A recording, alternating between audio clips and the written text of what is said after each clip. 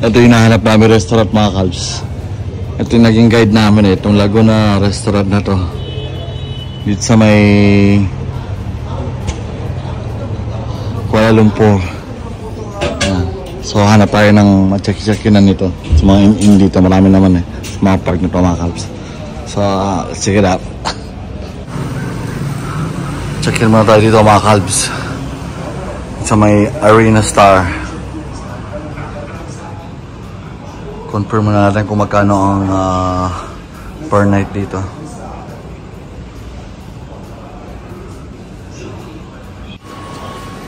Check na tayo mga kalbs.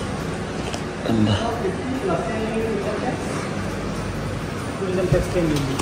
10. We can put everything there? No, in the file? Yes, only. 1 hour later. Ay. Okay mga kalbs. 308. Yun. Bagay mo. So wala kayo mga kalbs. 308. Wow! Welcome to our humble home. At syempre, titignan natin kagandang CR. Okay na. Ha? Hirap din. Pwede na tayo dito. Okay na mga kalbs. Ayun pala. Hotel na hotel to. At isang bed kayo mga kalbs. At syempre, ating mga bintana. Uy, walang bintana. Uy, peke. Imposibleng walang bintana to. Ay, wala nga. Loko ko ah. Ito lang bintana. Pwede, para lang magmukhang maganda. Ano to?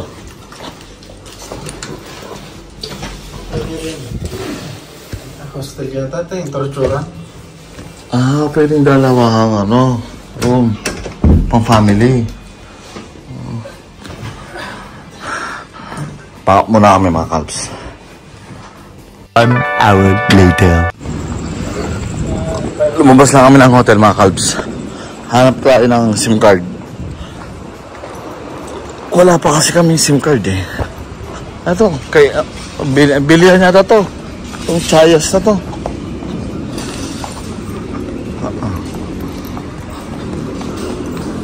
Sige, college pa lang ako. High school pala to. Ay, kainan pala to, ang chayas. Kainan pala to. Ito, yung mga street, ang dami yan eh. Almusalan, no? Gusto ba kumain? Kakain tayo? Kakain tayo ng mga parang mga ganito. Doon lang ako sa alam kong pagkain, mahirap na. Ito, parata. Parata to lang.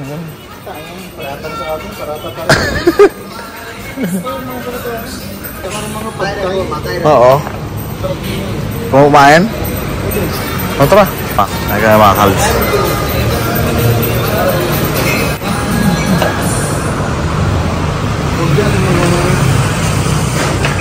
Punta tayo.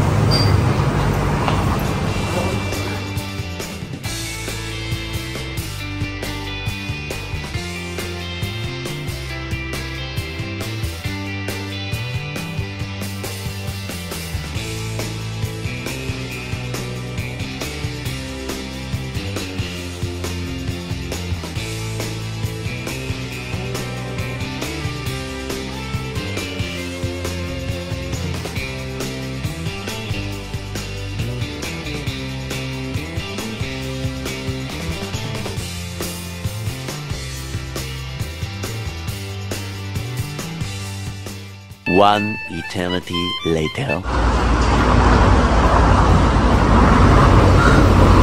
Bumili kami ng SIM card doon mga kalbs sa may KK na yon. Tapos na rin kami kumain dahil pakatahimik ng area dito, ng street ng Kuala Lumpur. Pero may mga sakyan pa rin, pero alas 2 na mga kalbs ng umaga. Ganda, di ba? Hanap lang tayo ng tawag ito. Naghanap kami ng bar. Makapag-share man lang tig isang bote. Pero yung inuwian namin dyan sa part na yan, sa looban dito. Marami rin mga Indian mga restaurant dito, mukha niya mga kalps, oh. Al Japar, oh. Indian Chinese restaurant din yan. At the same time, dahil mga hotel. Kalawat kanan mga hotel kahit dito, oh. Sa part na yan, ah. Ang tagal naman na ito. Hindi na gumagana to. Hindi naman gumagana to. Tawid na tayo. Ito tagal. Tawid na kami mga kalbs. Naantay na yung mag-green, eh. Patahimik ng area. Sus Coffee. Dito daw yun, eh. Kulay black na building. Baka dito. Ito daw yung coffee na sinasabi ni Kuyang, eh. Yan, eh. Baka ito yun. Baka ito nga. Yan, oh. Yan. Ay, hindi naman black yun, eh.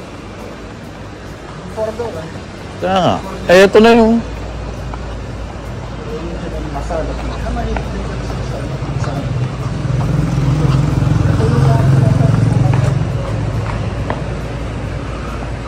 mga hotel din dito mga kalbs. Para nasa Pilipinas na ngayon. Kasi nakarating tayo naman sa isa. YY Hotel 48. Parang kang nasa ano dito, oh. Sa mga movie. Sa mga movie, mga tao. Nag-ghost town. Ang dami rin mga visitors dito, mga tourists, ano. Sabay namin nagtutur din dito. Saka yung black building na sinasabi nila. Tara, tawid na tayo.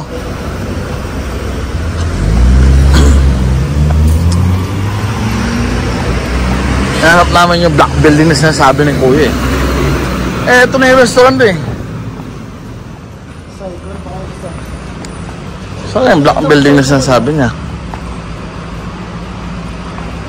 Saan kaya yun? Napila nga yung mga kalbs. End of flashback.